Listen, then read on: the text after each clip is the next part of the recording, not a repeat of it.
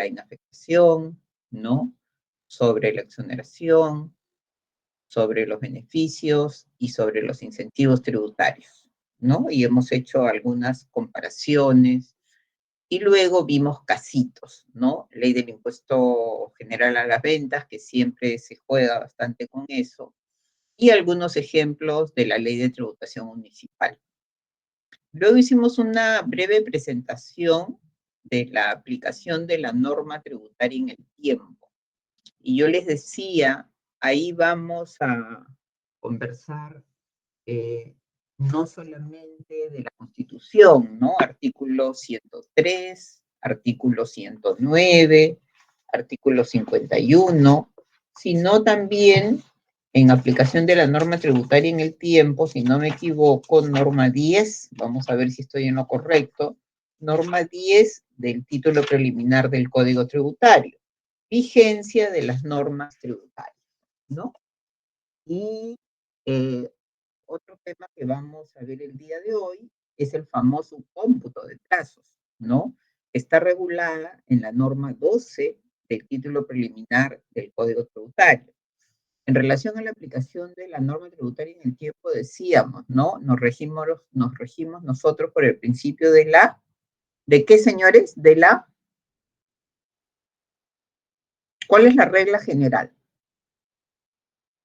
Porque la norma tributaria es vinculante. Eso quiere decir que nos obliga, ¿no? Es como la vida de un ser humano. Y yo les decía, ¿no? Es a partir de su publicación, ¿no? Entonces, y les decía también, ¿no? Que como regla general, nos regimos por el principio de la, a ver, díganlo ustedes, de la retroactividad o irretroactividad. Retroactividad. No, como regla general. Y retroactividad. Como retroactividad, ¿no es cierto? Y como excepción tenemos la aplicación de la retroactividad benigna, ¿no? También habíamos conversado sobre la aplicación inmediata de la norma, que ahora vamos a revisar los artículos pertinentes de la Constitución y vamos a ver cómo eso lo complementamos con la norma 10 del título preliminar del Código Tributario. Cuando terminemos de conversar sobre aplicación de la norma tributaria en el tiempo, vamos a conversar sobre la norma 12 del título preliminar del Código Tributario, que es el famoso cómputo de plazos. ¿Y por qué es importante? Porque a medida que nosotros vayamos avanzando, cosa que todavía no hemos encontrado en nuestro Código Tributario porque no vemos todavía esos temas, por ejemplo, para presentar un recurso de reclamación, ¿no? Generalmente tenemos un plazo de 20 días hábiles. Miren, 20 días. Entonces, los plazos se pueden contar en días. ¿Cuáles son las reglas cuando los plazos se cuentan en días? ¿No? Para poder presentar un recurso de apelación, si bien es cierto, hay un plazo de 15 días hábiles, ¿no? Para presentar el recurso de apelación sin pago previo, hay un plazo de caducidad, que es de 6 meses. Entonces, ahí vemos que los plazos también se cuentan en meses. ¿Y cuáles son las reglas cuando la norma tributaria cuenta los plazos en meses? Y finalmente, los plazos se pueden contar por años, que es el caso de la prescripción, ¿no? 4 años, 6 años o 10 años. ¿Cómo contamos ese plazo de un año? ¿Del 1 de enero al 31 de diciembre? Es un signo de interrogación nada más, para comentarles que ese es un tema que lo vamos a ver nosotros en clase. ¿Y dónde están las reglas de lo que vamos a ver en clase? Porque ustedes tienen que mirar la legislación, ¿no? Y por ahí hay un artículo que la profesora ha escrito sobre el cómputo de plazos. Es la norma 12 del título preliminar del Código Tributario. ¿Preguntas hasta ahí? Correcto. Entonces nos vamos a la vigencia de la norma tributaria en el tiempo. ¿Quién nos puede hacer el favor, y les pido siempre cuando intervengan que nos dé su nombre, qué dice el artículo 51 de la Constitución? ¿Quién nos puede leer el artículo 51 de la Constitución?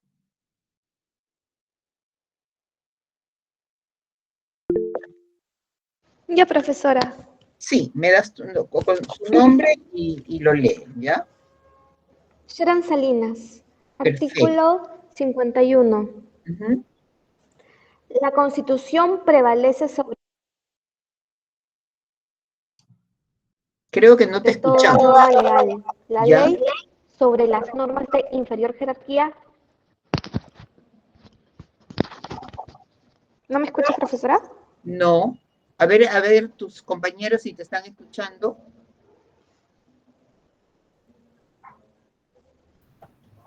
Se le corta, profesora, a veces. Sí. A ver, sí. Puedes hacer un intento, si no otra persona. La Constitución prevalece sobre toda norma legal. La ley sobre las normas de inferior jerarquía y así sucesivamente. La publicidad es esencial para la vigencia de toda norma del Estado. Entonces, esta última parte es la que nos interesa, ¿no?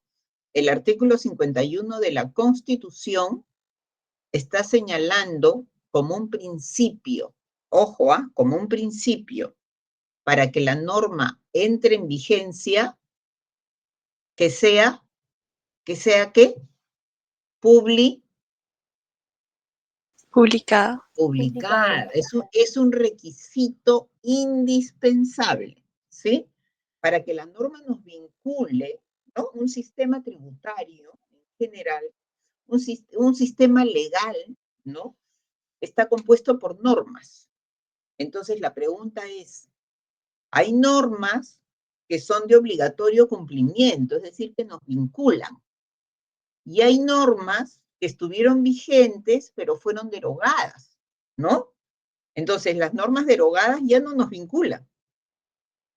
Pero nosotros tenemos que partir de que para que una norma en general nos vincule, no solamente en materia tributaria, es un requisito la publicidad. Si una ley, una norma, no se publica, pregunta, ¿nos vincula o entra en vigencia? No. No, profesor. De ninguna manera, porque nosotros, o sea, nosotros como ciudadanos, pese a que, miren, ustedes y yo hemos estudiado derecho, y yo les aseguro que no todos leemos las normas legales todos los días. No le podemos pedir al ciudadano de a pie que lea todos los días las normas legales. No obstante, las normas legales nos vinculan. Ojo, ¿cuál es el requisito para que nos vinculen, para que nosotros nos encontremos obligados a su cumplimiento? La publicidad. Y se da por sobreentendido que la norma publicada ya pone al alcance de todos los ciudadanos la posibilidad de conocerla. ¿Estamos, señores? Entonces, principio importantísimo, publicidad, publicación. ¿Estamos? ¿Qué se está tutelando? La seguridad jurídica. O sea, a mí no me puedes obligar a cumplir un dispositivo, una norma que no ha sido publicado. Pero por seguridad jurídica, sí me encuentro obligada con la norma que ha sido publicada. ¿Correcto? Tenemos otra norma constitucional que también nos sirve. ¿Qué dice el artículo 103? ¿Quién nos ayuda con el 103? No, me da su nombre y la lee. Y lee el artículo, 103.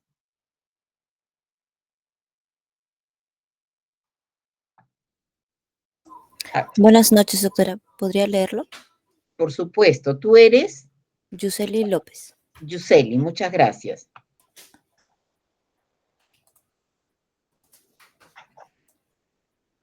Para confirmar, doctora, ¿solicitó la lectura del número 103? Exacto, 103. Ahí se van a dar cuenta en qué parte está vinculada la aplicación de la norma en el tiempo, ¿no? Sí. El artículo vigente es el artículo sustituido por el artículo 2 de la Ley 28389, publicada el 17 de noviembre del 2004, cuyo texto es el siguiente. Leyes especiales y retroactividad, derogación y abuso del derecho. Pueden expedirse leyes especiales porque así lo exige la naturaleza de las cosas, pero no por razón de la diferencia de las personas. La ley, desde su entrada en vigencia, se aplica a las consecuencias de las relaciones y situaciones jurídicas existentes y no tiene fuerza ni efectos retroactivos, salvo, en ambos supuestos, en materia penal cuando favorece al reo.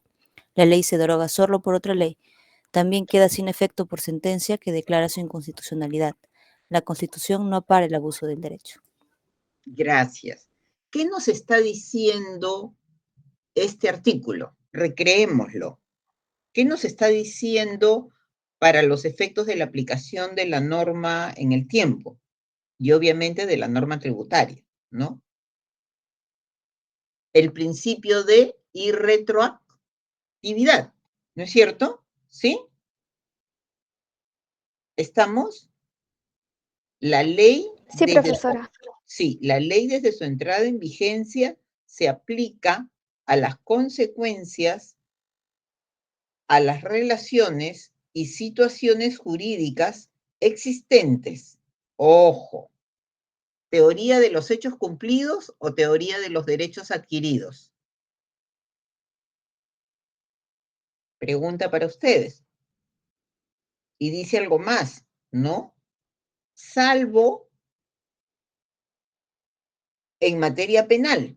O sea, ojo, principio de irretroactividad, pero se puede aplicar la retroactividad benigna en materia penal. Ojo, ¿sí? Entonces, siempre que esa norma penal sea más benigna para el reo, ¿no? ¿Sí? Y también nos dice algo más. Una ley se deroga por otra ley. Una ley no puede ser derogada por un decreto supremo, ¿no? Tiene que ser una norma del mismo rango, ¿sí? ¿Qué pasa con la declaración de inconstitucionalidad? Es decir, en materia tributaria, nosotros tenemos casos donde se presenta la demanda de inconstitucionalidad de una ley tributaria. ¿Y se presenta a dónde? Al Tribunal Constitucional. Por eso hablamos de, no yo, sino el artículo 103, ¿no? Dice, también queda sin efecto la ley por sentencia que declara su inconstitucionalidad. ¿Y quién declara la inconstitucionalidad? Les pregunto a ustedes. El TC. El Tribunal Constitucional, ¿correcto? Entonces, hoy se publica la declaración de inconstitucionalidad. ¿Cuándo entra en vigencia? O sea, hoy se publica. ¿Es vinculante hasta cuándo? Al día siguiente. Es vinculante hasta el día de la publicación. Y entra en vigencia, o sea, se expulsa del ordenamiento jurídico a partir del día siguiente de su publicación. Sigue la misma suerte que la aplicación de una ley cuando es publicada. Pensemos que hoy día se han publicado 3 leyes y la ley no ha diferido su vigencia. ¿Cuándo entran en vigencia? ¿Hoy o mañana? Mañana. Mañana. Y mañana, que es viernes, se publican 2 leyes. ¿Cuándo entran en vigencia? El lunes. No, a partir del día siguiente. Acuérdense, a partir del día siguiente. La regla para el tiempo es que si la ley no dice día hábil, es el día siguiente. Ojo, señores, acuérdense de eso. Las leyes publicadas el día de mañana entran en vigencia a partir del día siguiente de su publicación. Ojo, ¿sí?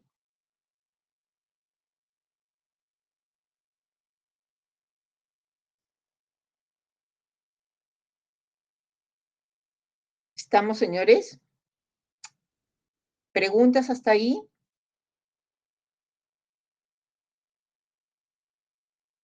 Y obviamente no tiene mucho sentido que se los diga, pero las leyes son generales, ¿no? No pueden existir normas con nombre propio. ¿Qué dice el artículo 109 de la Constitución, que también nos vincula? ¿Quién nos ayuda con el 109? Que es chiquita, pero va a contestar lo que les acabo de preguntar. 109 de la Constitución, ¿qué dice? La ley... Yo, profesora. ¿Ya? ¿Tu nombre es? Walter. Walter, perfecto. Vigencia y obligatoriedad de la ley. Artículo 109. La ley es obligatoria desde el día siguiente de su publicación en el diario oficial, salvo Hasta ahí nos disposición. quedamos un ratito. ¿Eso qué quiere decir? ¿Día siguiente o día hábil siguiente? No, día siguiente nada más. Exactamente. ¿Qué más dice el 109? Salvo disposición contraria de la misma ley que posterga, ¿no?, su vigencia en todo o en parte. Perfecto. Entonces, ustedes, cuando ahora revisen una ley de cualquier índole, ¿sí? No solamente tributaria, ya saben que la ley, como regla, entra en vigencia a partir del día siguiente de su publicación. Pero es facultad del legislador el diferimiento. Es decir, la ley puede decir, los artículos tales y tales y tales entran en vigencia a partir de los 6 meses de su publicación. Si no dice nada más sobre los demás artículos, todos los demás entran en vigencia a partir del día siguiente de su publicación. Y cuando la propia Constitución dice en todo o en parte, nosotros a veces tenemos leyes, ¿no?, que son necesarias de conversarse, de difundirse, de conocerse, ¿no? Entonces, la propia norma dice, esta ley entra en vigencia el 1 de noviembre del 2024. ¿Se dan cuenta? Y en materia tributaria se da. Eso sucedió con el Código Procesal Constitucional. Eso sucedió, creo que se los dije en la clase pasada, con la Ley de Procedimientos Administrativos General, ¿no? Entonces es bien importante, ¿no?, cómo esta facultad de diferir la vigencia está en el legislador. ¿Estamos, señores? Pregunta para ustedes, ¿le dieron delegación de facultades al Ejecutivo o no?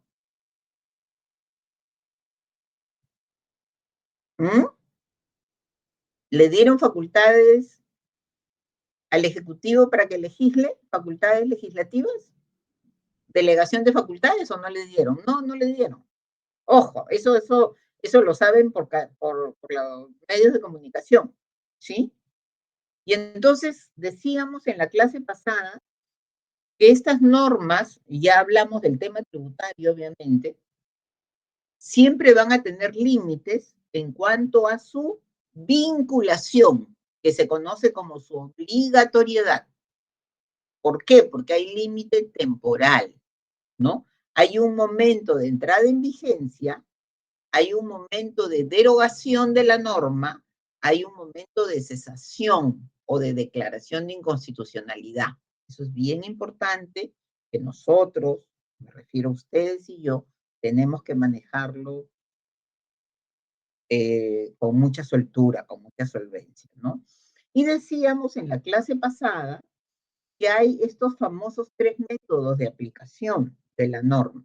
La aplicación inmediata, que rige en nuestro sistema, la aplicación retroactiva que rige en nuestro sistema y la aplicación ultraactiva.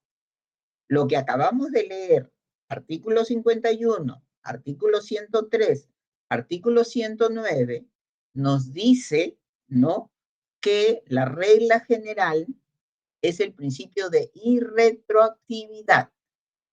Y lo que se aplica en relación a la obligatoriedad, vinculación y vigencia es la aplicación inmediata de la norma. Es decir, la norma surte efecto a partir del día siguiente de su publicación. Y esto lo que hace es marcar la pauta de la regla general.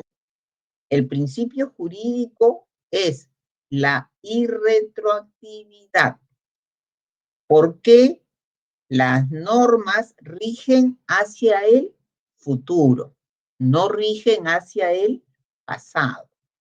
Pero hay una excepción. ¿Cuál es la excepción? La aplicación retroactiva de la norma, que también le hemos leído. O sea, lo primero que hemos revisado es la base constitucional. Y esa aplicación retroactiva, ¿no? A diferencia de la Constitución anterior, fíjense que en la Constitución del 79, mire, esto es bien importante. En la Constitución del 79 había aplicación retroactiva en materia penal, en materia laboral y en materia tributaria. Así lo decía la Constitución. Hoy, en la Constitución vigente, solo hay aplicación retroactiva en materia penal. Y siempre que la norma sea más favorable o benigna, en este caso para el sujeto a quien se le va a aplicar la norma, que si es materia penal estamos hablando, se le llama reo, ¿no? Y por otro lado, que también se los comenté en la clase pasada, decíamos nosotros, ¿y en qué consiste la aplicación ultraactiva en materia penal, no? Esta aplicación ultraactiva, y vimos el reglamento, se da para el caso de los convenios o contratos ley, ¿no? Porque, ¿qué era lo que pasaba? Las empresas las empresas de afuera venían a invertir al Perú, pero nadie crea una empresa privada para no lucrar. Estamos hablando de empresas que tienen fin de lucro, ¿no? Entonces, si vienen al Perú es para ganar plata. Entonces, van a construir carreteras, van a construir un aeropuerto, qué sé yo, ¿no? Entonces, ok, la Constitución nos permite los famosos contratos ley, ¿no? Que tienen fuerza de ley, y al momento en el cual se firmaban estos contratos, no había esa rigidez de que solamente se le aplicaban a esa empresa que venía a invertir al Perú los tributos existentes al momento de la firma. Entonces, ¿qué sucedía? Que cuando tú quieres invertir, tienes que hacer una proyección de cómo va a ser el tema tributario, ¿no? Entonces, ¿qué hacía el legislador peruano? No daba seguridad jurídica, porque comenzaba a crear impuestos a esas empresas extranjeras. Entonces, por esa razón, se habla ya de los convenios de estabilidad tributaria y de las empresas estabilizadas. Estas empresas que gozan de estabilidad, ¿no?, tributaria, como pueden ver ustedes en este reglamento, implica que a todas aquellas empresas que tengan un convenio de estabilidad legal, jurídica, tributaria, como queramos llamarle, solo se les va a aplicar los tributos existentes al momento de la firma del contrato ley. Ah, ya, correcto, lo tengo claro. En el camino se pueden crear, pensemos en un contrato por 10 años, En el camino se pueden crear nuevos tributos. ¿Le afecta a las empresas estabilizadas? No. Ahora, esos tributos se pueden derogar. Esa derogación surte para las empresas estabilizadas, no. En eso consiste la ultraactividad. Implica que quienes se encuentren amparados por convenios de estabilidad jurídica, solo se les seguirá aplicando la legislación que regía al momento de la suscripción del convenio. Y todas las modificaciones a favor o en contra, se creen o se deroguen tributos, no van a ser materia de que surtan efecto para ellos. Entonces, ¿qué se les está dando a estas empresas? Oye, yo necesito que vengas a invertir, pero yo te garantizo, te doy seguridad jurídica celebrando un contrato. ¿Preguntas hasta ahí? Profesora, tenía una duda. Sí. Si la finalidad del Estado era brindar seguridad jurídica y también hacer que estas inversiones sean como que más favorables o que sea más destacado para que inviertan más en Perú, ¿no convendría también que los tributos a favor de las empresas se apliquen? Lo que pasa es que o sea, cuando nosotros hablamos de la ley, quiere decir que unilateralmente no surten efecto. Pero la empresa y el Estado peruano pueden conversar, que son las partes del contrato ley. Si las partes aprueban que esa derogatoria de ese tributo se le va a aplicar, las partes celebran una llamada adenda, ¿sí? Entonces, es como un contrato que podemos celebrar tú y yo, ¿no? Tenemos un contrato de arrendamiento y celebramos una adenda donde acordamos una situación contraria a lo señalado en el contrato principal. Eso, pero de mutuo acuerdo, ambas partes. Pero no que el Perú decida, porque lamentablemente se quebró la seguridad jurídica cuando comenzaron a crearse impuestos, más impuestos, más impuestos, más impuestos, especialmente para estas empresas, ¿no? Entonces, de lo que se trataba es, oye, yo quiero atraer capitales, quiero que vengan a invertir, me conviene, necesito carreteras. Entonces, si yo necesito que vengan a invertir, nadie va a venir gratis, le tengo que dar seguridad jurídica. Es lo mismo que sucede con nosotros, mira el ejemplo que estoy poniendo, y los tributos de periodicidad anual. Los tributos de periodicidad anual, si hoy me modifican aspectos esenciales de tributos de periodicidad anual, como la ley del impuesto a la renta, como el impuesto predial, ojo, no surten efecto a partir del día siguiente de su publicación, por la norma 10 del título preliminar del Código Tributario. Rigen a partir del 1 de enero del año siguiente. ¿Por qué? Porque al 1 de enero del 2023 yo tengo que hacer mi proyección y saber, hasta como persona natural, cuánto es lo que voy a pagar. Entonces, yo, por ejemplo, he pagado el impuesto predial de todo el año. Y no es posible que el día de hoy me modifiquen la ley del impuesto predial y se eleve la alícuota, porque eso afecta a la seguridad jurídica. O sea, yo tengo una proyección. Esa proyección, que es seguridad jurídica, es lo que no me debe afectar. Y lo propio es lo que es, por reciprocidad, hay que aplicar con quien viene a invertir en el Perú. ¿Te respondí? Sí, profesora, muchas gracias. Perfecto. Entonces nos vamos, ¿no es cierto?, a la norma 10 del título preliminar del Código Tributario y sí les pido que ya comiencen a intervenir. ¿Quién nos ayuda con la norma 10 del título preliminar del Código Tributario? Nos das un nombre y vamos recreando Vamos recreando la norma, ¿no? Norma 10. Profesora, ¿le puedo ayudar a leer? Sí, tu nombre es Sharon Salinas. Sharon. Dice vigencia Sharon. de las normas. Sharon. Dice vigencia de las normas tributarias. A ver, cuenta. ¿Qué dice?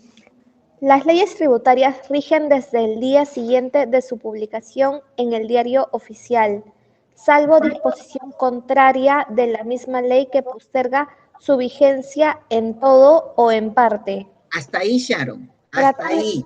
Sharon, un ratito. Hasta ahí. ¿Está claro lo que estás leyendo? Va de la mano de lo que vamos explicando, ¿no? Y de lo que dice la Constitución. Si te das cuenta, el Código Tributario está recogiendo lo que dice la Constitución, ¿no? Efectivamente. Correcto. ¿Qué más dice la norma 10? Tratándose de elementos contemplados en el inciso A de la norma cuarta de este título, las leyes... Perdona que te interrumpa, esos son los elementos esenciales del tributo. Contribuyente, alícuota, base imponible, los elementos esenciales, o sea, esos elementos sin los cuales no puede existir el tributo, ¿correcto? Tratándose de esos elementos esenciales, ¿qué dice la norma? Las leyes referidas a tributos de periodicidad anual rigen desde el primer día del siguiente año calendario, a excepción de la supresión de tributos y de la designación de los agentes de retención o percepción, las cuales se rigen desde la vigencia de la ley, decreto supremo o la resolución de superintendencia, de ser el caso. Y entonces ahí, Sharon, están haciendo una diferencia. O sea, si se modifican aspectos esenciales, va a regir a partir del día siguiente su publicación. ¿Estamos de acuerdo? Sí, profesora. Si se modifican elementos esenciales, va a regir a partir del 1 de enero del año siguiente. ¿Estamos de acuerdo? Conforme, profesora. Ya.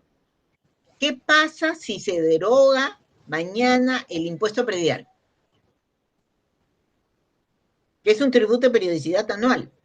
¿Va a regir a partir del 1 de enero del año siguiente o rige a partir del día siguiente su publicación?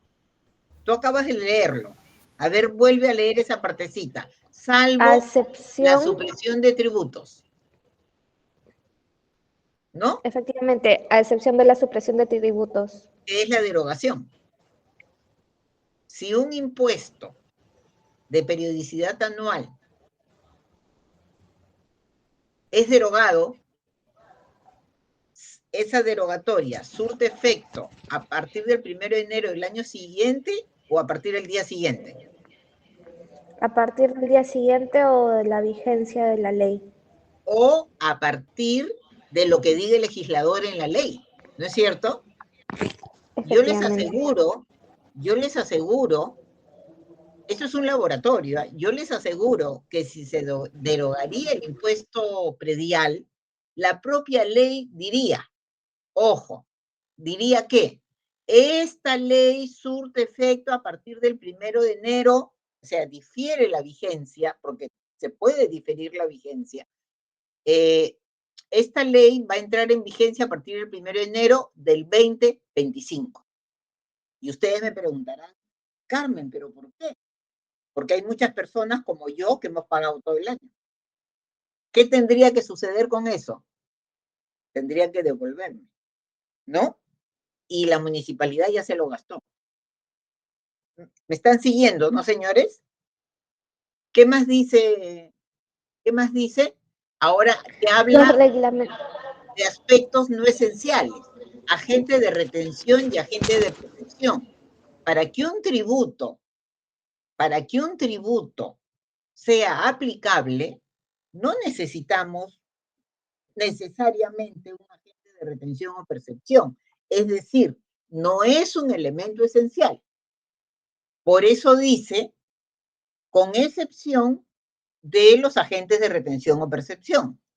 Si hoy, ojo, miren, ley del impuesto a la renta, tributo de periodicidad anual, ojo, se modifican los agentes de retención y percepción del impuesto a la renta. Esa ley, ¿cuándo entra en vigencia?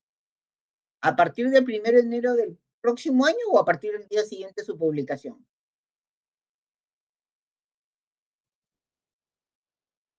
No es un elemento esencial, ¿ah? Ojo, la regla es los elementos esenciales de tu Al uso de Al día periodicidad siguiente. se van al 1 de enero por seguridad jurídica. Pero los elementos no esenciales, como es el caso de los agentes de retención o percepción, no es un elemento esencial. Ojo, no me modifica alícuota, no me modifica contribuyente, simplemente modifica quién lo va a retener, es un tema formal. Entonces, si eso es así y no es un elemento esencial, surte efecto a partir del día siguiente de su publicación. Ojo, salvo, ese salvo con negritas y subrayado, salvo que la ley difiera su vigencia en todo o en parte. Eso siempre se va a poder hacer, ¿eh? Porque así comienza la norma 10, ¿o no? ¿Quién me estaba ayudando? Así comienza la norma 10, ¿no? Efectivamente, profesora. Salvo disposición contraria de la misma ley que postergue su vigencia en todo o en parte. Entonces, tenemos aplicación inmediata, pero tenemos aplicación diferida.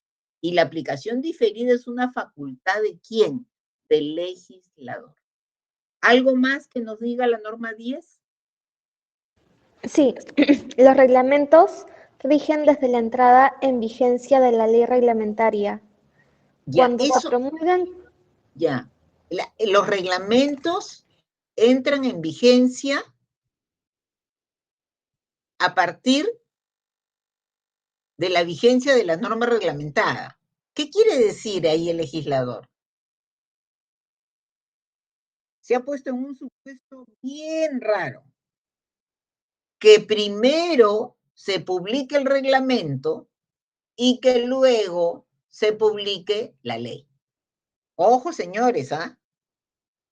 Miren lo que ha hecho el legislador. El legislador lo que nos está diciendo, no lo dice claro. En esta situación en la cual primero se publica el reglamento y luego se publica la ley, es evidente que si no tenemos ley no se puede aplicar el reglamento. Entonces, por eso la norma 10 dice, el reglamento se publicará a partir del día siguiente de la entrada en vigencia de la ley. ¿Se han seguido esa parte? No sé si lo podemos volver a leer para que lo tengan claro. claro que sí, los reglamentos se rigen desde la entrada en vigencia de la ley reglamentada. Porque tiene que estar unido el reglamento y la ley, ¿no es cierto? Por esa razón. Pero lamentablemente la redacción no es muy feliz, ¿no? La redacción debió ser más sencilla. ¿Algo más que diga la norma 10 o ahí terminó? Hay dos párrafos cortos más. Cuando se promulguen con posterioridad a la entrada en vigencia de la ley, rigen desde el día siguiente al de su publicación, salvo disposición contraria en el propio reglamento. Perfecto, muchísimas gracias, muy amable. Entonces, haciendo ya una especie de resumen, ¿no? Nos regimos por el principio de irretroactividad y hemos leído la base legal, que es el 103 de la Constitución. Y yo les decía que la Constitución anterior, que es la Constitución del 79, en el artículo pertinente, decía que ninguna ley tiene fuerza ni efectos retroactivos, salvo en materia penal, en materia laboral o en materia tributaria, cuando sea más favorable al reo, al trabajador o al contribuyente, respectivamente. ¿Eso qué les parece a ustedes? ¿Es conveniente para en materia tributaria que la ley tenga efecto retroactivo? ¿A quién perjudica? ¿Al contribuyente cumplidor, como soy yo, o al contribuyente que no cumple?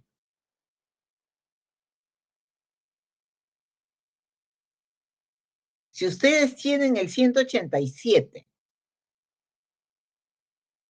hay efectos retroactivos en materia penal, laboral o tributaria. Y tienen la Constitución vigente. Hay efectos retroactivos en materia penal. ¿Por cuál de los dos se van ustedes? Y claro, ¿por qué no? Porque hay un cambio bien importante en esto, ¿no? Yo diría, porque esto ya han habido cantidades de conferencias sobre el tema, que en materia laboral sí debería aplicarse los efectos retroactivos, porque hay derechos laborales. Pero en materia penal, señores, es totalmente contraproducente. ¿Qué hacen? Ustedes conocen, ¿qué hacen las municipalidades? Por eso las municipalidades paran casi en quiebra, ¿no? Las municipalidades, y no piensen pues en los distritos con gente tiene capacidad contributiva interesante, ¿no? Sino en los distritos donde no hay ingresos. Por eso las municipalidades no pagan bien, ¿no? Entonces, ¿qué hacen las municipalidades? Amnistía, le llaman amnistía a cualquier cosa, ¿no? Te dispenso, no hay multas, ¿no? Entonces, yo vivo en una municipalidad que no se casa con las disculpas, ¿ah? O sea, todos tienen que cumplir, ¿no? Antes de vivir en este distrito, yo vivía en Miraflores, donde he crecido toda mi vida, y en Miraflores tampoco hay posibilidades de fraccionamientos, no hay posibilidades de perdones, no, eso no existe. Porque lo que está diciendo, en buena cuenta la municipalidad es, la ley se cumple. Tienes una deuda, págala. Yo no te voy a disculpar. Pero otras municipalidades, un grupo muy grande de municipalidades, hacen caja con las mal llamadas amnistías o perdón de las multas, de los intereses, y entonces eso desalienta. Yo siempre voy a pagar a tiempo, pero a la mayoría, cuando yo converso con algunas personas, me dicen, no, yo no pago, Carmen, voy a esperar, te den una amnistía. Ya me dijeron que en octubre hay una amnistía. O sea, finalmente pagan cuando quieren, ¿no? Y desalientan al contribuyente que es cumplido, ¿no? Entonces dicen, no, porque van a dar beneficio. No es así, pues. Entonces, ahí vemos cómo no es conveniente en materia tributaria la retroactividad, porque se premia al incumplido. Ojo, y se alienta el incumplimiento, lo cual está mal, ¿no? Pero eso, por favor, cuando nosotros tengamos una norma, aprendamos a analizarla. No aprendernos nada de memoria, ¿no? Hay que analizarlo, ¿sí? Ok. La retroactividad, siempre que sea benigna, ¿no es cierto? Y, ¿no? Pregunta, ¿teoría de los hechos cumplidos o de los derechos adquiridos? ¿Cuál de los dos? ¿Qué dice esta sentencia del Tribunal Constitucional? Para aplicar una norma tributaria en el tiempo, que es de lo que estamos conversando nosotros, debe considerarse la teoría de los hechos cumplidos y, consecuentemente, el principio de aplicación inmediata de las normas. Entonces, cuando yo les pregunté, luego de leer el 103, el 109, yo les dije, señores, ¿qué se aplica? ¿La teoría de los hechos cumplidos o de los derechos adquiridos? Ustedes me debieron contestar, porque mucho antes de que se modifique la Constitución, la teoría de los hechos cumplidos ha sido recogida por el Código Civil. Y luego la Constitución ha recogido la teoría de los hechos cumplidos, que es la teoría que se aplica, ¿sí? Esta es una sentencia que yo los invito a revisarles, es una sentencia muy interesante sobre los agentes de retención, ¿no? Es una sentencia bonita, ¿no? Pregunta, cuando estamos hablando de esa temporalidad como un límite en la vinculación de la vigencia de una ley o norma tributaria. ¿Qué pasa cuando hay una declaración de inconstitucionalidad por el TC? ¿Cómo se aplica esto? ¿Quién nos ayuda con el 204 de la Constitución? Para que vean ustedes qué interesante y qué importante es el artículo 81 del Código Procesal Constitucional. ¿Qué dice el 204 de la Constitución? Yo puedo leerlo, profesora. Por favor. Sí. ¿Tu nombre es? Joaquín Olaechea. Joaquín. A ver, Joaquín, ¿qué dice el 204? El 204. La sentencia del tribunal que declara la inconstitucionalidad de una norma se publica en el diario oficial. Al día siguiente de la publicación, dicha norma queda sin efecto. No tiene efecto retroactivo la sentencia del tribunal que declara inconstitucional en todo o en parte una norma legal. Perfecto. Entonces, Joaquín, esto se aplica también en materia tributaria, el 204, porque parecería que esa es la regla general, ¿no?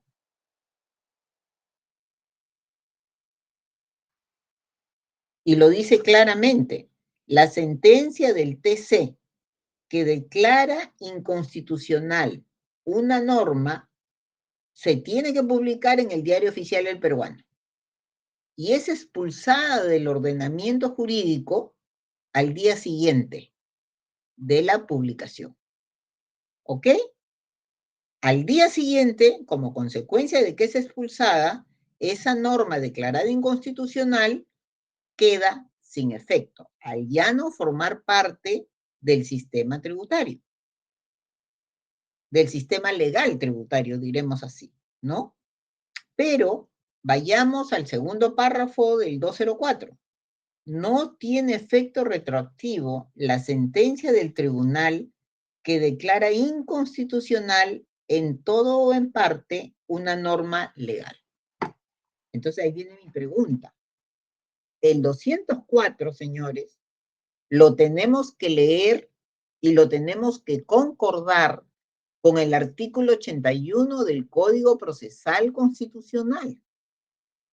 En materia tributaria, el Tribunal Constitucional, ojo, en materia tributaria, no en otra materia, no en materia laboral, no en otra materia, en materia tributaria, se aplica el artículo 81 del Código Procesal Constitucional, que es la excepción a la regla del 204.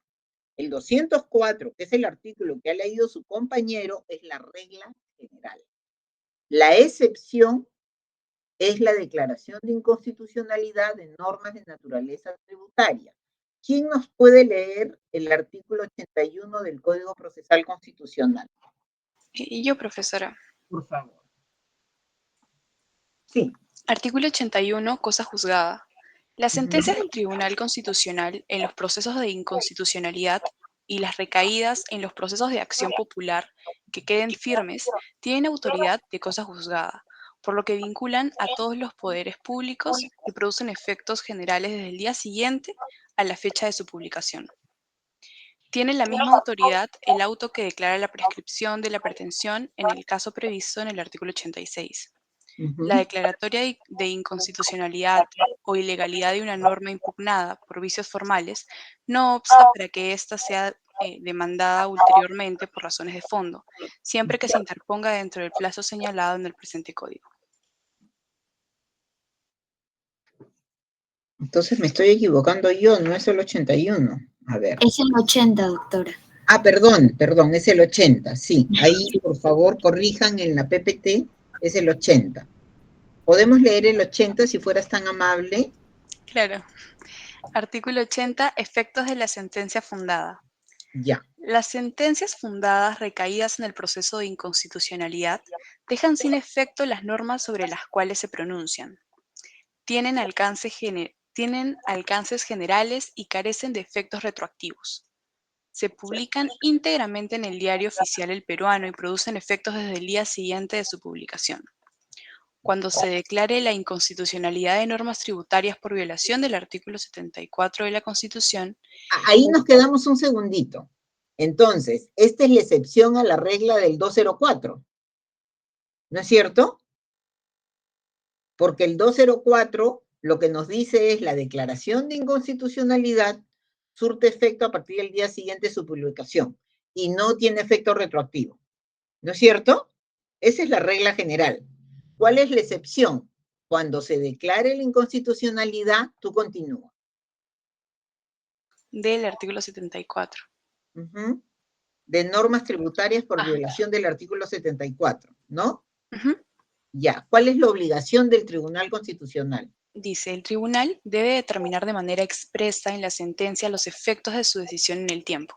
Es norma mandatoria, ¿no? Norma mandatoria para el tribunal. El tribunal no puede solamente declarar la inconstitucionalidad. Ojo, señores, el tribunal debe determinar de manera expresa, como un requisito indispensable para que esa sentencia sea válida, debe determinar de manera expresa los efectos de su decisión en el tiempo, hacia adelante, hacia atrás, ¿cómo es? ¿No?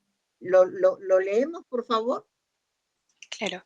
El tribunal debe determinar de manera expresa en la sentencia los efectos de su decisión en el tiempo. Asimismo, resuelve lo pertinente respecto a las situaciones jurídicas producidas mientras estuvo en vigencia.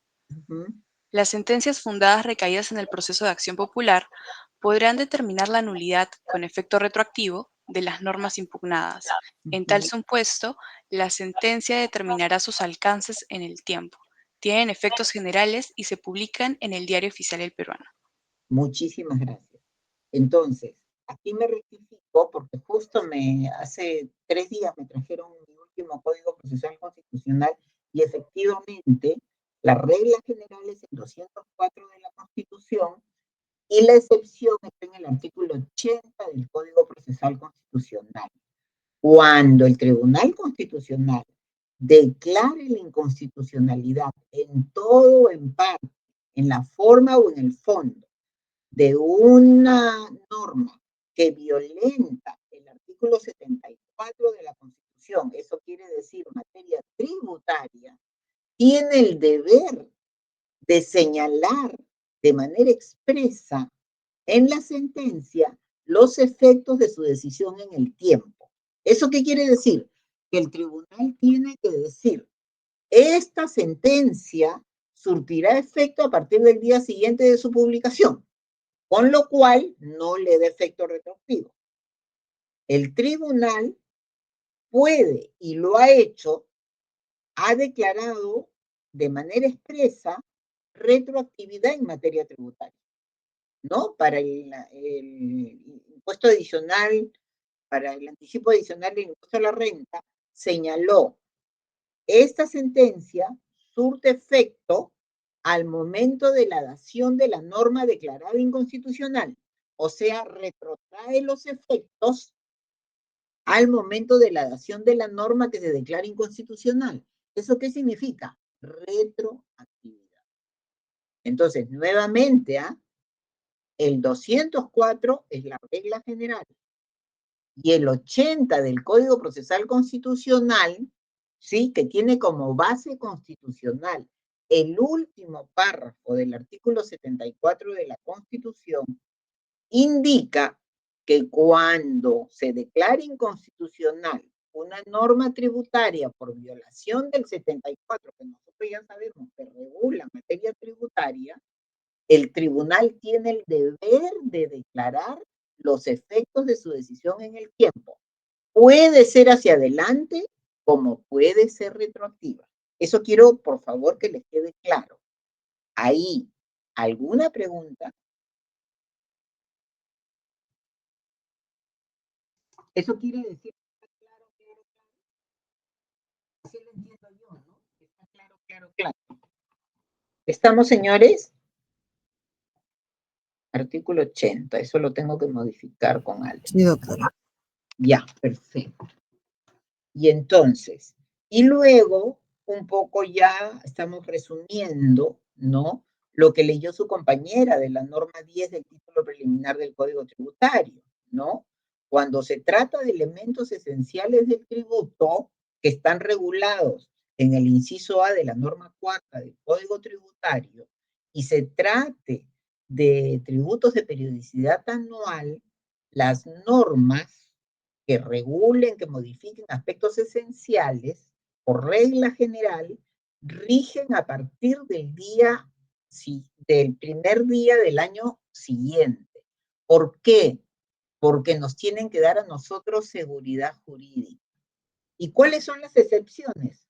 Si hay derogación de tributos, salvo que el propio legislador postergue su vigencia en todo o en parte.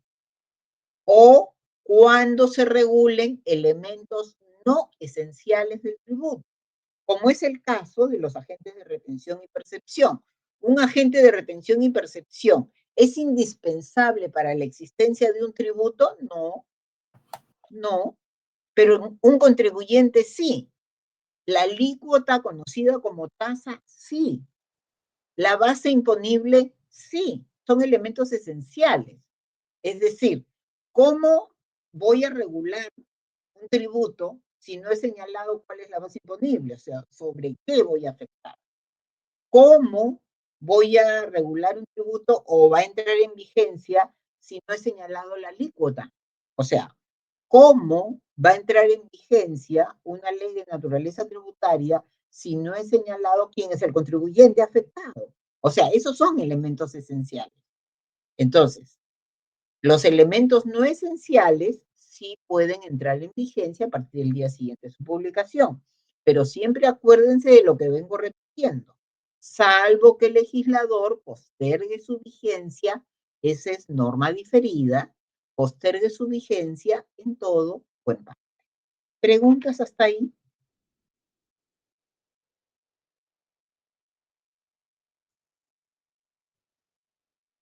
Esta sentencia viene... Sí. ¿Alguien quiere preguntar? Esta es una sentencia bien interesante donde, pese a que lo vamos a mirar cuando veamos agentes de retención y agentes de percepción, situación a la que todavía no quiero entrar, sino cuando veamos sujetos de la relación jurídica tributaria, pero acá, ¿no es cierto? En realidad se analizaron todas las normas que nosotros hemos ido revisando, ¿no? Y acá se pidió que se declare inconstitucional una norma, si no me equivoco, era una norma,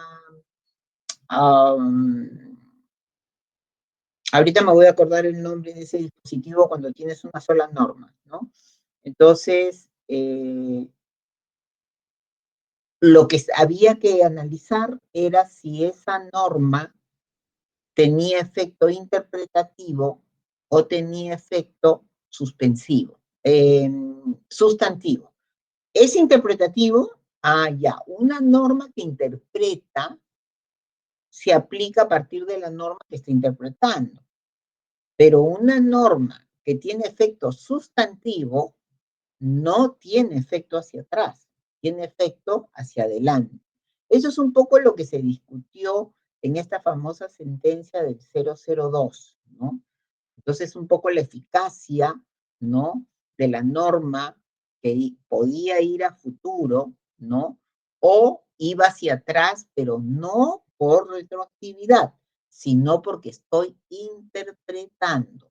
Si muchas veces sale una norma de naturaleza tributaria que no tiene la claridad necesaria, pues puede ser aclarada por una norma que no va a tener efecto sustantivo, sino va a tener efecto interpretativo.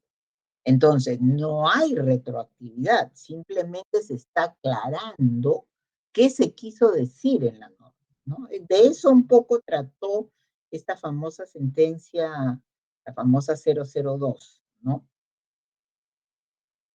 Es bien interesante. ¿Preguntas hasta ahí?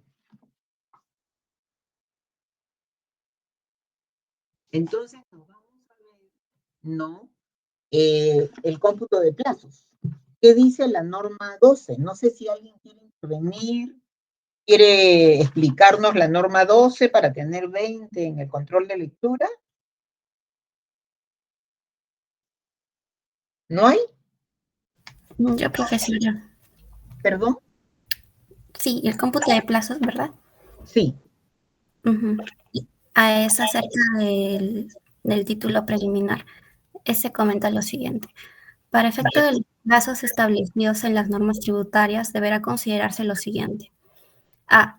Los expresados en meses o años se cumplen en el mes del vencimiento y en el día de inicio correspondiente al día de inicio del plazo.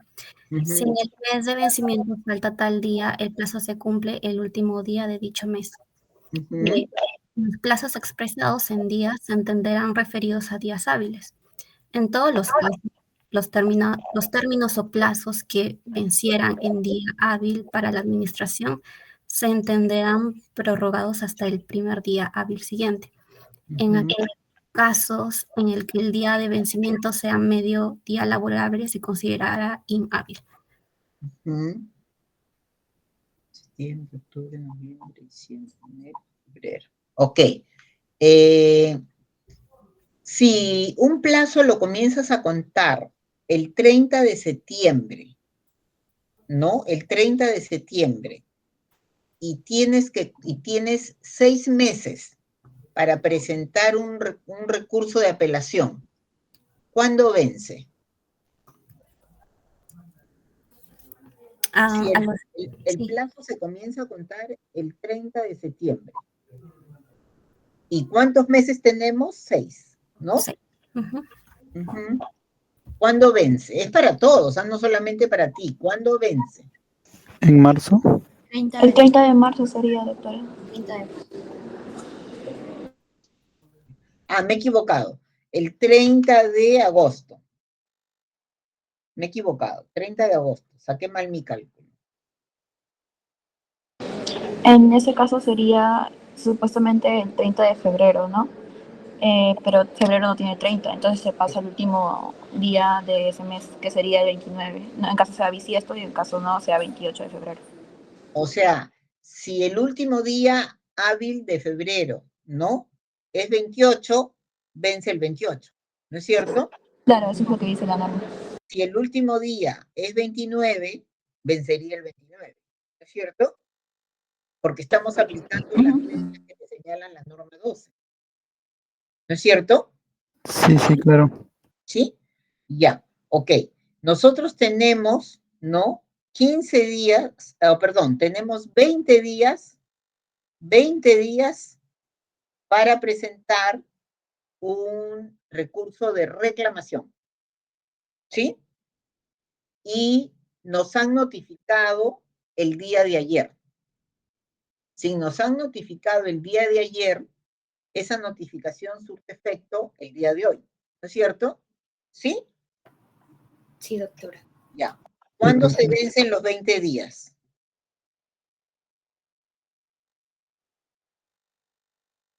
¿Cuándo se comienzan a contar los 20 días? Desde el inicio del cómputo de plazo del día siguiente, ¿no? Claro, pero me notificaron ayer, ¿no? O sea, surte efecto a partir de hoy día. A partir del día siguiente, A partir de hoy día, hoy es 20, ¿no es cierto? Hoy día es 20. ¿Y cuándo vencen los 20 días? 17 de julio. A ver, no sé, ¿qué dicen tus compañeros? El 10 de julio. Ahí ¿qué días se están contando? ¿Estás contando sábados y domingos? En el 17 de julio no, doctora. Claro. El 18 de julio, porque sábados y domingos no cuentan, ¿no? Porque no son hábiles. Solo Por cuenta eso. Por eso. Los 20 días comienzan a contarse a partir de hoy día, ¿no es cierto? Sí, doctora. Ya. Entonces, ¿cuándo se vencen los 20 días? 17 de julio, doctora. 17 de julio, doctora.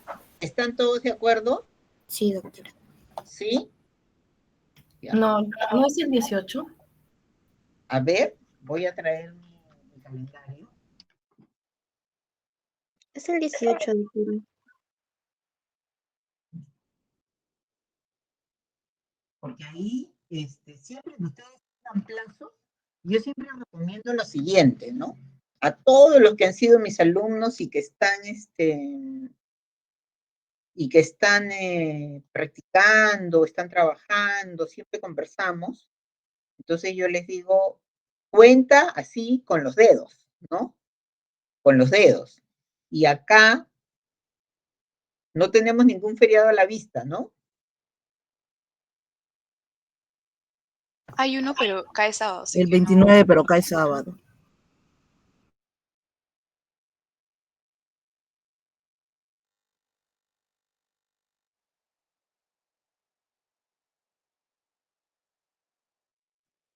Ya, la que dice 18, ¿por qué sería el 18?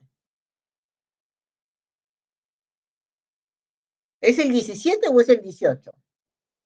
Es el 17, doctora. Claro, es el 17.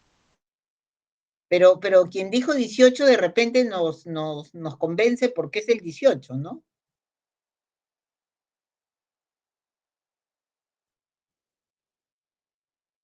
¿Mm? ¿Qué dice la norma 12 cuando se trata de días? Es bien sencilla la norma. Acá está. ¿No?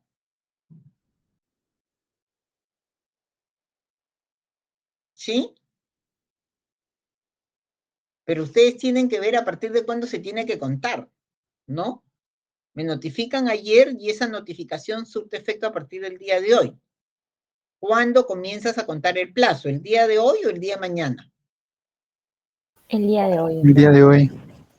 Por lo tanto, ¿cuándo se cumplen los 20 días? El 17, ¿no?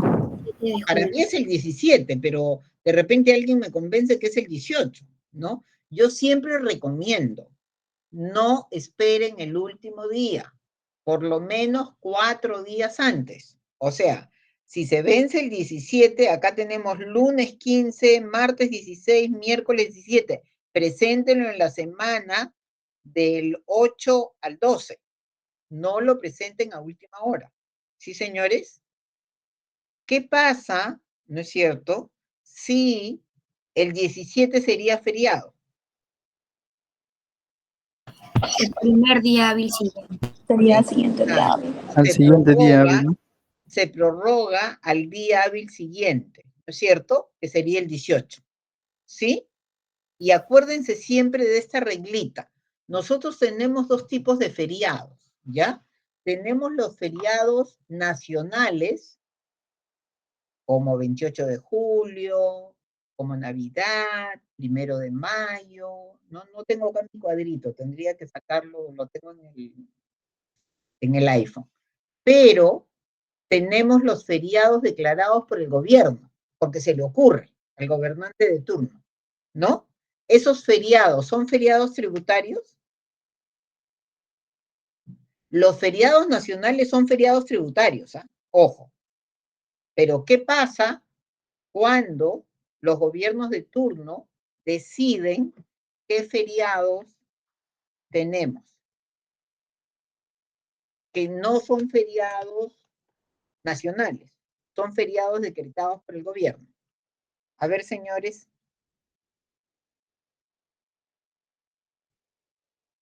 ¿Qué pasa ahí? ¿No son considerados? ¿Perdón?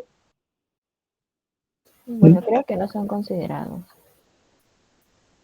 Claro, yo quisiera que ustedes me lo afirmen, ¿no?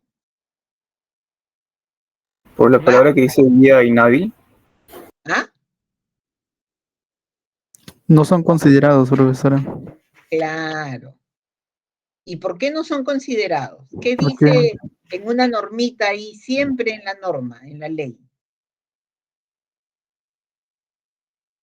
Cuando sale el feriado, dice, los feriados que no son nacionales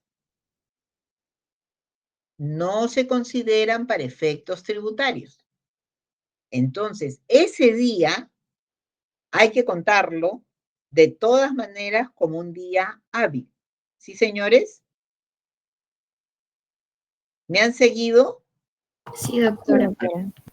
Perfecto. Por acá tengo los feriados de este año. Feriados 2024. Acá está, ¿no? Ya, el viernes 7, por ejemplo. ¿El viernes 7 es un feriado nacional o es del gobierno?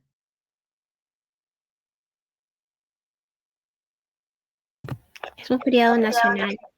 Feriado nacional. El 23 de julio, Día de la Fuerza Aérea del Perú. Martes 23 de julio. ¿Es un feriado nacional? No es un feriado nacional. Es feriado nacional 28 y 29.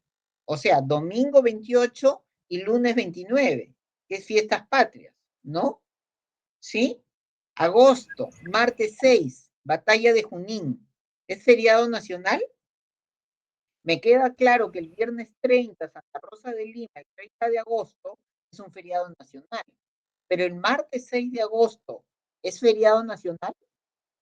Ustedes acuérdense de la regla. El 8 de octubre, combate de Angamo, sí es un feriado nacional, ¿correcto? Y el 1 de noviembre, Día de Todos los Santos. Muchas veces, ¿no? Acá está. Muchas veces los gobiernos de turno dan feriados para impulsar, dicen ellos, a que la gente viaje, gaste, consuma. A eso le llamamos feriados de gobierno, ¿no? Pero no tienen efecto tributario. Ojo, o sea, no es un feriado tributario. Y cuando ustedes miren la norma, ¿sí? Ahí dice, no, o sea, no tiene efecto tributario. ¿Eso qué quiere decir? Que para efectos tributarios, ese es un día laborable. Y por eso las oficinas de SUNAT atienden. ¿Estamos, señores? ¿Sí? Sí, doctora. Preguntas. Sí, doctora. ¿Qué pasa con los plazos expresados en años?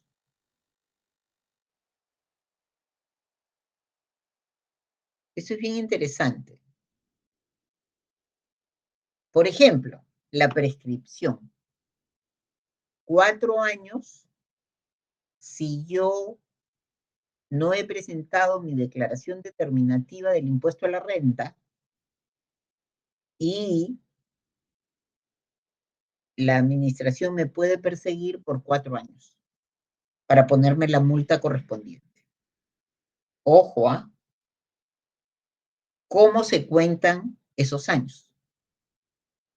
Los expresados en años se cumplen en el mes del vencimiento y en el día de este correspondiente al día del inicio del plazo. Generalmente, porque hay excepciones, generalmente los plazos de prescripción son anuales. ¿Sí? 4 años, 6 años, 10 años. No vamos a aprender prescripción, simplemente se los estoy mencionando. Y la prescripción generalmente, porque puede haber interrupción de la prescripción, ¿no? Generalmente comienza a contarse a partir del 1 de enero. Y entonces dice, los plazos expresados en años se cumplen en el día de este correspondiente al día del inicio del plazo. ¿Eso qué quiere decir? Que va de 1 de enero ¿a dónde, señores? Los plazos expresados en años se cumplen en el día de este correspondiente al día del inicio del plazo.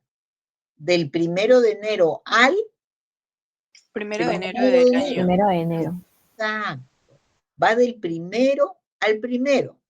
No va del 1 de enero al 31 de diciembre. Va del 1 de enero al 1 de enero. Y ustedes me dirán, Carmen, pero 1 de enero siempre sin hábil, ¿no? Claro, se corre al día hábil siguiente. ¿Estamos, señores? ¿Estamos? En todos los casos, los términos o plazos que vencieran en día inhábil para la administración se entenderán prorrogados hasta el primer día hábil siguiente.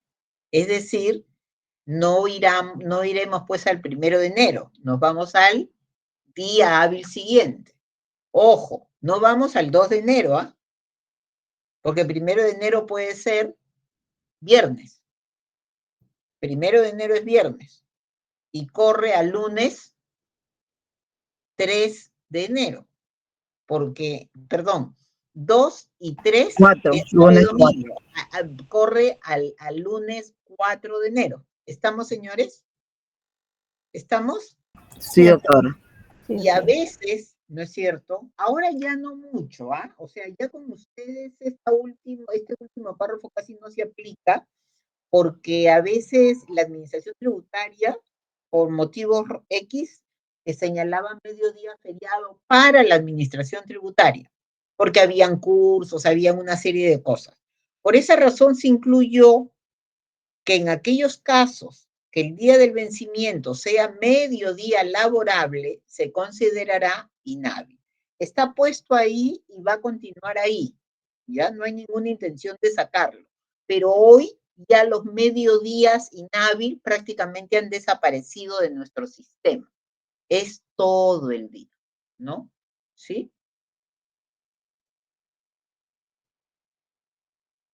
Cuando nosotros hablamos del día, para ir completando, ¿no? Se van a computar los días hábiles, que generalmente son de lunes a viernes. Y de lunes a viernes vamos a excluir, obviamente, los feriados. Obviamente, sábados y domingos los vamos a excluir, ¿no? ¿Sí? El mediodía feriado tenemos claro y hemos dicho que no, ¿no? ¿Sí? Y cuando hablamos de meses, ya no nos interesa sábado, domingo, feriado, no. Son 6 meses, de 30 a 30, de 30 a 30. Si el último día no existe, ¿no? Por ejemplo, que sea un 31, y el último día, el día cuando se comienza a computar, debería ser de 31 a 31, pero sabemos que los meses son 31, 30, 31, 30, 31, 30, ¿no? Entonces, simple y sencillamente, se comienza a contar desde el 31, va a vencer en el mes correspondiente, en el último día de ese mes, ¿no es cierto? ¿Sí? Y el caso de la prescripción, que es el caso que les he explicado, ¿no? ¿Sí? Acá nosotros no vamos a aprender prescripción, la prescripción va a tener prácticamente casi toda una clase, ¿no? Pero yo les decía, los plazos son de 4, de 6 o de 10 años. Entonces ahí ya tenemos los plazos por años. Por eso decimos, no se cuenta, porque a veces hablo con contadores que es alucinante, que me dicen, doctora, pero es el 1 de enero al 31 de diciembre. No, le digo, no. O sea, tienes que leer bien la norma 10 del título preliminar del Código Tributario, ¿no? Entonces tenemos que saber perfectamente cómo es el cómputo de plazos, ¿no? Si se expresan en días, si se expresan en meses o si se expresan en años, ¿sí? Esto ya lo hemos visto. ¿Preguntas, señores?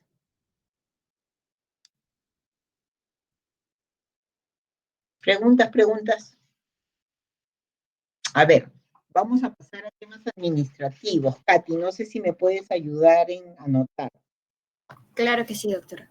Mira, yo les hablo a todos, por favor, ¿ya? Nosotros estamos bastante bien en los temas que estamos viendo, ¿ya?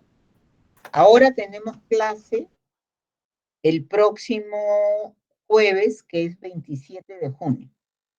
He conversado con Katy y con Alex y tenemos entendido que ayer y hoy hay... ¿Cuál es el nombre que se le da a Katy? Rectificación. Rectificación, ¿no?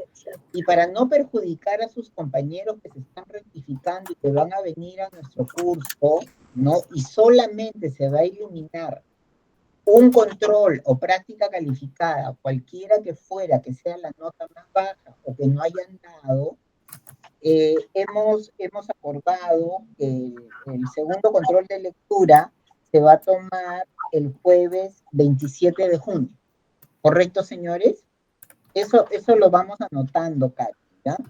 Luego tenemos clase el 4 de julio y tenemos clase el 11 de julio, ¿sí?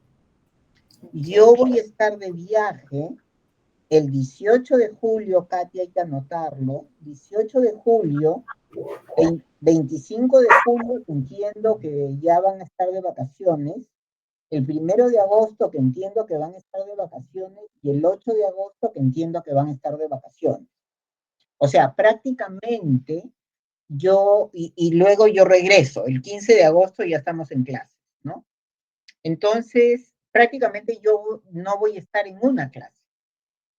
Entonces, Alex y Katy van a estar en comunicación con ustedes para hacer un repaso para el examen. Porque para el examen va a entrar hasta lo visto el 11 de julio. Hasta lo que nosotros avancemos el 11 de julio, entra para el examen parcial. ¿Sí, señores? Nosotros comenzamos en la próxima clase con la obligación tributaria y los sujetos de la relación jurídica tributaria. Con eso comenzamos en la próxima clase, ¿ya? Por favor, la lectura obligatoria para los temas que vamos a ver en la próxima clase, no se olviden, y no se olviden que tenemos control de lectura, ¿sí? Entonces, Katy también va a conversar con ustedes para que se pongan de acuerdo dependiendo de los exámenes que tengan ustedes que dar, para que me propongan una fecha, ¿no? A partir del 15 de agosto. Yo sugeriría, Katy, que el 15 de agosto no sea el examen, porque el 15 de agosto retomamos de las vacaciones, ¿ya? Entonces, si eso es así, ya podríamos retomar el examen, por ejemplo, al siguiente jueves o más allá al siguiente jueves. O sea, más de eso ya no, pues, ¿no? Pero yo me allano, o sea, depende de cómo estén cargados ustedes con otros cursos. Preguntas, comentarios sobre lo que les acabo de decir. Entiendo, doctora. Por lo tanto, la fecha recomendable, no sé si a usted le parecería bien, sería más o menos la última semana de agosto. Claro, después del 15 de agosto, ¿no? El 15 de agosto tenemos clases normales, porque yo ya estoy en Lima, yo llego en la madrugada, ¿no? Pero eso no es problema, yo estoy habilitada para la clase. Pero no sería bueno ese día el examen, ¿no? Yo quiero me gustaría que siempre Alex les hace un repaso, ¿no? Claro. Y podría ser el siguiente jueves, ¿qué día cae, Katy? A ver, el siguiente jueves cae 27 de junio. Ah, del 15 al 27, sí. Ya, después de que se agosto. El siguiente jueves es 22 de agosto. Sí. Escojan ustedes entre el 22 de agosto y el 29 de agosto. ¿Qué les parece? Está bien. Esos serían los dos jueves que yo te planteo. 22 o 29 de agosto. ¿Te parece? Sí, haré una encuesta y le comunico los resultados, doctora. Ya, 22 de agosto, acá estoy anotando, y la siguiente clase 29 de agosto. ¿Correcto? Ok. Listo. Entonces, todo va a depender de cómo estén en las clases, cómo estén en los exámenes, más que nada, y ustedes me dicen, pero sí les voy adelantando, el examen es objetivo, no se puede trabajar con nada, y son 20 preguntas. ¿Sí, señores? ¿Preguntas? Ahora vamos a terminar un poquito antes porque no quisiera comenzar yo, salvo que les haga un mapeo, de la obligación jurídica tributaria, por lo menos unos 10, 15 minutos, ¿ya? Es un poco lo que vamos a ver en la siguiente clase. Ya hemos concluido con todo el título preliminar del Código Tributario. Y entonces nosotros ya tenemos que entrar a conversar sobre la obligación tributaria. Y ustedes siempre acuérdense de ese cuerpo, ¿no? De ese esqueleto, cabeza, tronco y extremidades. Obligación tributaria, así, ámbito de aplicación, obligación tributaria, deberes formales. Ya hemos visto ámbito de aplicación. Ahora vamos a entrar a la obligación tributaria. Entonces, vamos a ver cómo ha ido variando la relación Estado-contribuyente, ¿no? En el transcurso del tiempo. Y vamos a ver que hoy la obligación tributaria no es sino una relación jurídica que nace como consecuencia de la existencia de una norma. Si no hubiera una norma legal, no tendríamos derecho tributario. El derecho tributario existe porque existen normas que regulan la obligación tributaria. Y la obligación tributaria es una relación jurídica tributaria entre dos sujetos. Un sujeto acreedor y un sujeto deudor. ¿Sí? El sujeto acreedor puede ser de dos naturalezas. Acreedor tributario, que es a quien le pagamos el tributo.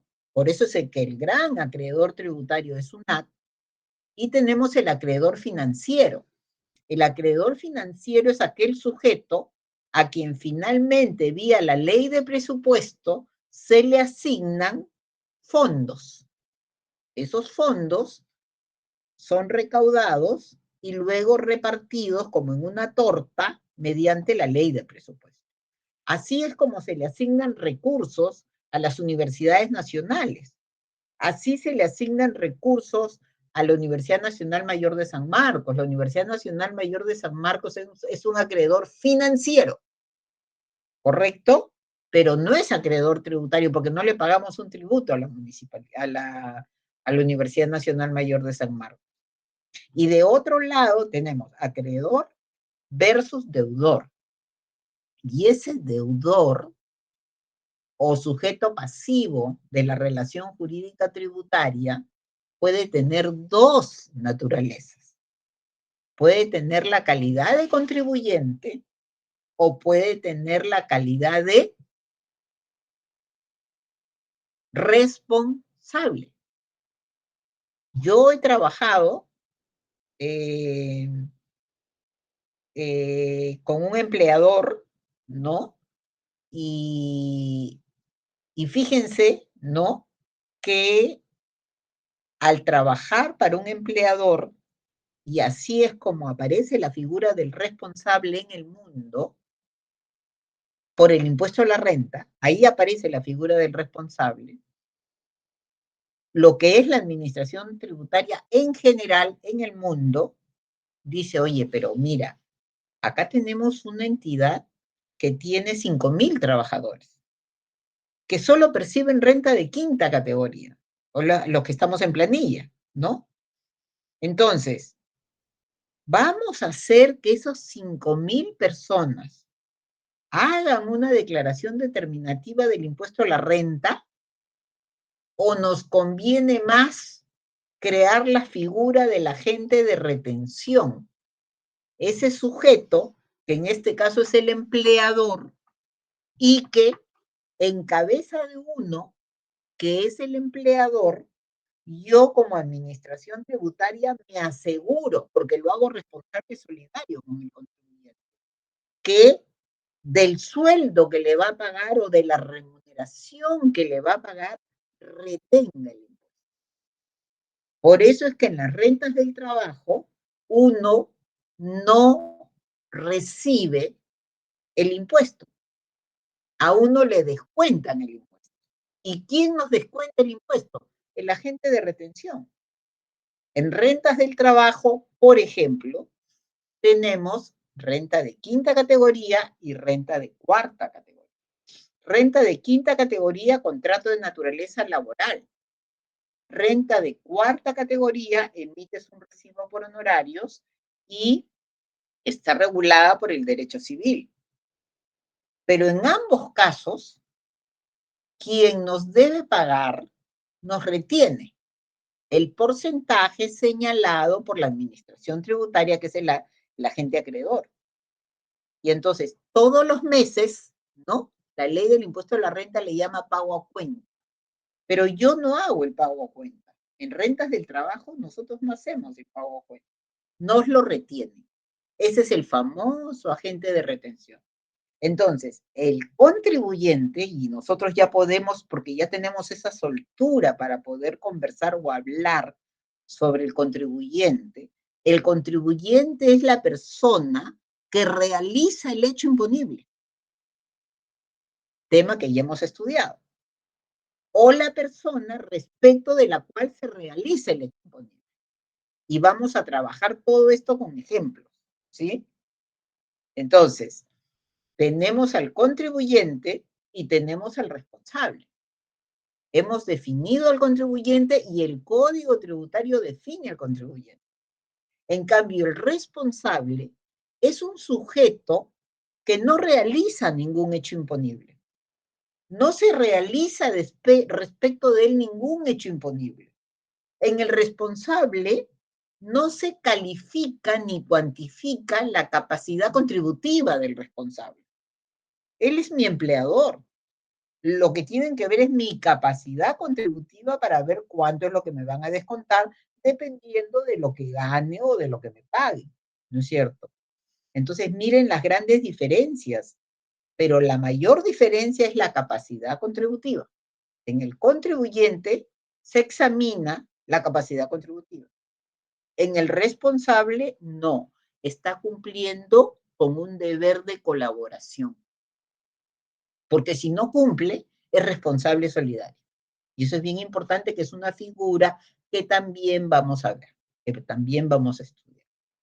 Entonces, contribuyente realiza el hecho imponible, responsable no realiza ningún hecho imponible, pero tiene una cercanía o vinculación jurídica tal con el contribuyente que le hace fácil el trabajo a la administración tributaria. Y entonces imagínense, SUNAT, supongo que habrán unos 15,000 trabajadores. ¿Y quién retiene? SUNAT. ¿A quién? A sus empleados, a todos los que trabajan para ellos. ¿Y quién le entrega el dinero en las planillas correspondientes con los nombres de los contribuyentes? SUNAT. En cabeza de uno, la administración tributaria se asegura el pago del impuesto a la renta.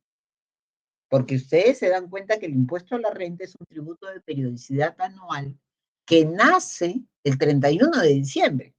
Por eso yo siempre digo, los pagos que de alguna manera hacemos como consecuencia de la retención efectuada son pagos anticipados, porque se anticipan al nacimiento de la obligación tributaria que todavía 2024 va a ser en diciembre del 2024. ¿Sí? Y entonces, ahí tenemos la figura del sujeto pasivo o sujeto deudor, que no tienen una relación horizontal, tampoco tienen una relación vertical, pero no se encuentran en el mismo nivel. No sé si pueden ver mis manos, pero no se encuentran en el mismo nivel. En el mismo nivel nos encontramos ustedes y yo. Celebramos un contrato de arrendamiento, pero con la administración tributaria no es así. Yo estaba conversando ahora con una persona que me decía, Carmen, SUNAT, o sea, hay personas que cuando se les retienen los impuestos, al final tienen que, sale un monto por pagar o sale un crédito a su favor. ¿Y qué es lo que está pasando este año específicamente con todos aquellos que tienen un crédito a su favor? Lamentablemente, SUNAT no está devolviendo y a todos les está denegando, por la razón que fuera, pero hay una orden de denegación. Eso es lo que me han informado. Oh, digo yo, caramba, eso está mal, porque tú has pagado de más, porque así te han descontado, Y ahora que pides tu devolución, te la deniega. Y entonces, no, nuevamente, no hay una relación horizontal.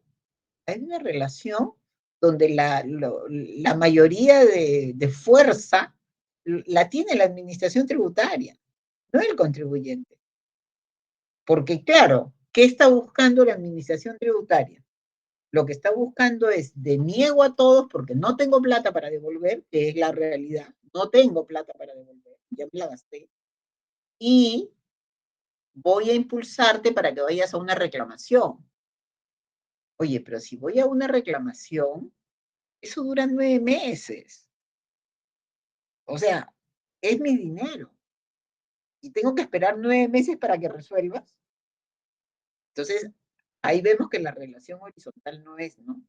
Entonces, yo los coloco así, ¿no? En una relación de desigualdad.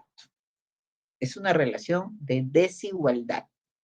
Porque si el contribuyente se demora en presentar una declaración, multa por declarar cifras o datos falsos. Pero si la administración tributaria se demora en resolver una solicitud de devolución, no hay pues una multa para la administración tributaria. Y entonces, ¿estamos en situación de desigualdad? Sí, señores, nos encontramos en situación de desigualdad. En fin, vamos a conversar con las PPTs. Tenemos la PPT 6, lo que yo pretendo en estas clases que tenemos, porque es una PPT bastante grande, es que terminemos con la PPT número 6, de tal manera que el examen lo tomaríamos hasta la PPT número 6. ¿Preguntas? Katy, ¿está todo claro? Sí, doctora, está todo claro. Perfecto. Entonces, de todas maneras, voy a conversar con Alex para que suba la PPT número 7, ¿ya? Pero ahora Doctora, ya he está... subido la PPT 7, me Ah, parece. Alex, estás ahí, qué maravilla. Ya la PPT 7, la PPT 7 es pago, ¿no? La Porque PPT yo, 7 estoy viendo acá, doctora. porque yo no la Sí. visualicé hoy día, yo no la visualicé hoy día. Todavía no está visible para los estudiantes, pero sí para nosotros, doctora. Ah, ya. Entonces hay que hacerla visible para los estudiantes. Si no me equivoco, eso es pago, Alex. Así medios de pago, sí, medios de extinción. Ah, medios de pago y deuda tributaria, ¿no es cierto? Sí, ahí Claro, vamos a ver ya. tema de... Claro, yo creo que el examen va a ir hasta la PPT número 6, ¿no? Y ya luego del examen comenzamos con la PPT número 7. ¿Preguntas, señores?